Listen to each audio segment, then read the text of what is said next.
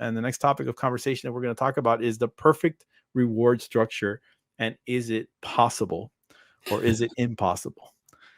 Because I think this is something we touched on in a previous segment where, there's always the fear of not getting it right. As far as not getting the structure right can have a lot of ramifications and potentially financial difficulties down the line. So I am going to let Chris Hage go first here and talk a little bit about what he thinks the reward structure, how it is best, what the best practices are for compiling a reward structure. So there are many ways to skin this cat, and I've probably tried them all in 6 or 7 campaigns. So where I've landed is the simple philosophy: respect the backers and make it easy to participate. That's kind of my going in philosophy. So first of all, give people what they want.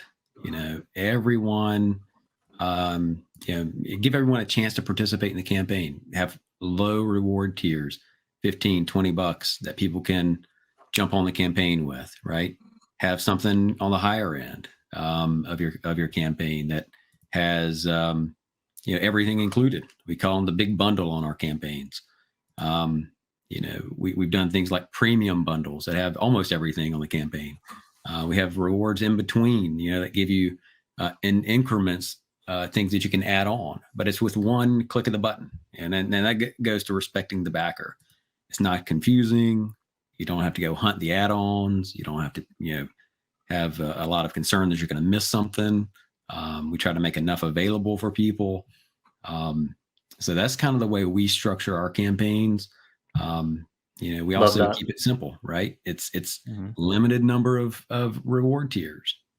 And I always edit these too. I mean, I start with a lot of reward tiers and have friends that look at these, and we whittle it down, like I said before, to just a handful of reward tiers. And then just make it straightforward. Again, it goes to respecting the backer. People are busy. They don't have a lot of time. So we try to make it straightforward and easy, and make it so that everybody can participate. Jackson says it's impossible to have the perfect reward structure. You will have some people that love it and others that hate it. And I think that's true. I think understanding that making everybody happy is impossible is probably a valuable tool in setting up your reward structure. Chris Moyer, as a collaborator, as a contributor to many, many Kickstarter campaigns, and also as a backer of many Kickstarter campaigns, what do you think is a perfect, quote unquote, comprises a perfect reward structure? Yeah, once again, I don't know that I've ever seen a perfect one, but I can speak to kind of like the 3 ways that I typically back a campaign. So there's almost like 3 levels in my mind as like a backer or a collector. There's a deck that maybe I, am interested in, but I'm not sure about. I don't necessarily love it, but I do want to back it. I do want to support it. So I'm definitely always looking for, like Chris said, that entry-level point, an entry-level bundle. Maybe it's the single deck, but maybe it's like a 2-deck bundle. It's like the 2 variants that may be there, or like in the case like this, maybe a 3. But give me that like entry-level like point for me to kind of get what I want, but like have a little bundle that might make sense. Then I think there's the campaigns that do have like the exclusive offerings or a special Kickstarter variant or a special something about it. So then I kind of also want a mid-level tier that maybe gets me that entry-level bundle plus whatever that exclusive may be. I'm not like necessarily like willing to commit $100+ to it, but I do want a little bit more. So some sort of mid-level tier.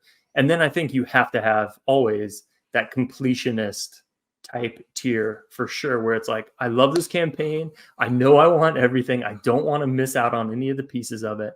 So give me something that even if you're going to add stuff on later, it's upfront a completionist tier that I know as you add on or unlock things, that's just going to automatically be included.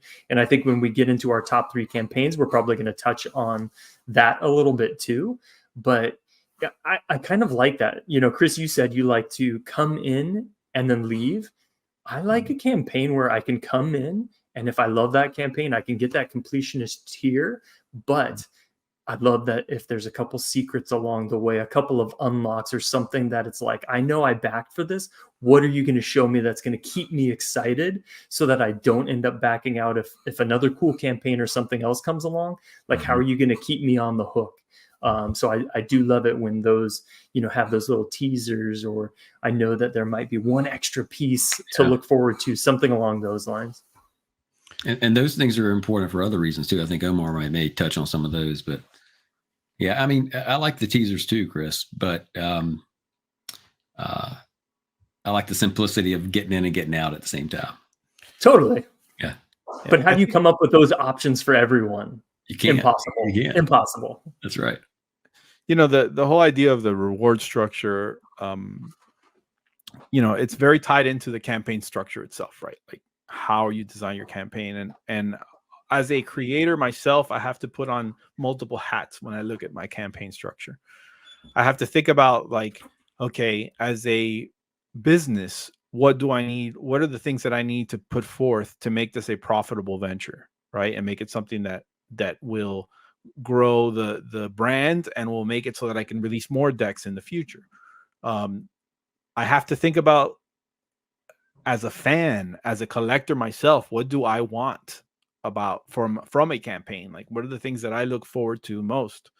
So all of those factors obviously, play a part. And I think, as a backer, you also have to look at it as financially, like, does it make sense? Is there value? And I think the value is the part that we all struggle with, but is the most important. Which is to say, it's not about price, it's about value, and making sure that your reward structure represents a value to the backer. I think is ultimately the most important thing.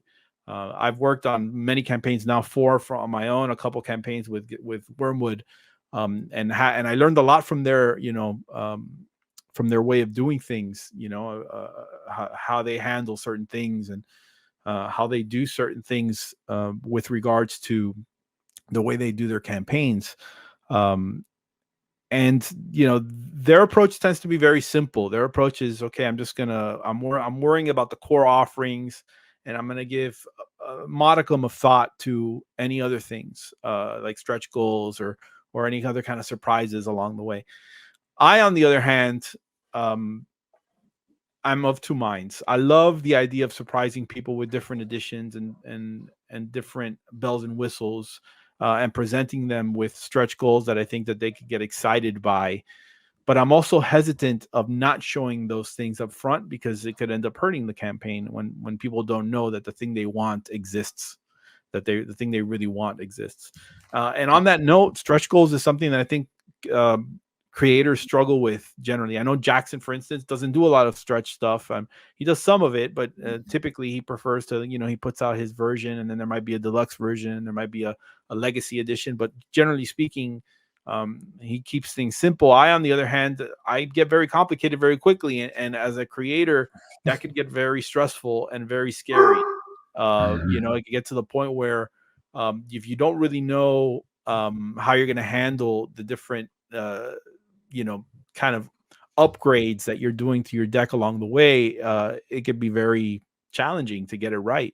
And a lot of times it happens. I see it happen when creators, like Chris Hage alluded to earlier, when you have too much going on, it can be, it could be a problem. It could dissuade some people from wanting to back it or wanting to be a part of it.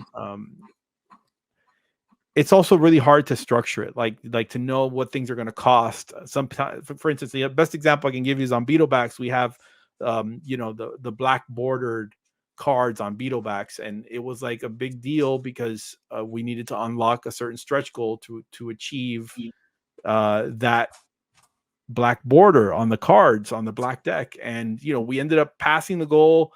And ultimately we ended up coming back from the goal, but obviously I'm gonna hold true and allow people to get their black bordered borders.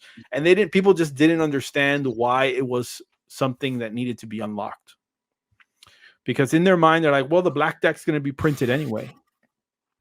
And there's just so many aspects and so many things to consider that I think the average backer maybe doesn't, that influence those kind of decisions. Like, for instance, yeah, the black deck is going to be printed anyway, but it just so happens that the black deck shared the faces with the Dynasty deck at first. So that brings down the cost and makes it a more viable decision. Whereas if you start now making new faces, now not only do you have new backs, a black back and a green back, but now the black back has different faces than the green back, and now you're starting to exponentially increase the amount of money you're spending. So all these things have to be very well structured to be able to make sure that you give the customer the best value, but still remain viable as a business and as a creator. Jackson chimes in. He says he hates stretch goals. Yeah, see, it's like I think I hate them too. I love them and I hate them. Yeah, let me ask you this. I backed a Kickstarter campaign recently, a non-playing card Kickstarter, and all of the stretch goals were time-based. It was not financial based. So the creator had already committed to paying for those stretch goals. And so he just released those stretch goals over time. So every 5 days there was a new stretch goal, right? And it kept people engaged. And what do you think about that kind of structure? That's interesting. I know it, if at the very least it guarantees somebody coming back. My only issue is you run into a situation like I ran into on Beetlebacks where the stretch goal gets met and then not met, right? Yeah. And now you're on the hook. That's it. So you've got to be committed to paying for it. That's the thing I learned after my first campaign. Yeah. Go ahead. Yeah. You've got to be committed. Whatever you say you're going to do, you got to be committed to paying for that stretch goal. I mean, that's what it really comes down to. If you say, yeah, we hit this stretch goal, you're not hoping that you get enough money to pay for it. Yeah. You should have enough money at that point as a creator to pay for it, is the way I look at it. This comment on the screen speaks to that to a certain extent, because this beepaphone is saying they want to see the vision of the creator from the beginning. And I get it. Like, the vision for this deck was to always have the black borders around the, I always had that as my vision for what that deck was. But there, you run a risk if you don't do it carefully, of putting yourself in a position that is compromising and that could get you in trouble. It could get you in trouble, because these things cost money. All these things cost money. And all of a sudden, I really don't think people, and this is something we're not talking about today, but maybe we should in a future episode, but why Kickstarters are so expensive. Like, why campaigns and production is so expensive. There's a lot of factors. People think, that campaign made $100,000. That's $100,000 in their wallet. It's not like that at all. And I think anybody who's a creator will be able to speak to that. We're going to be shooting another Deal Me In episode. Episode number 3 will be happening on the 5th of February. Am I right, guys? 5th of February. 5th of February. We're going to do it at a little later at 8:30 p.m. So come by and join us and be a part of that, and we'll hope to see you there. I think we're going to be tackling some cool topics as well. We're actually going to be broaching a little bit into the subject of AI, which I think is a hot button controversial topic in the world of design. We're going to have some thoughts on that. In fact, if you have any ideas for topics, please leave them below. We'd love to read them. And we will catch you next time.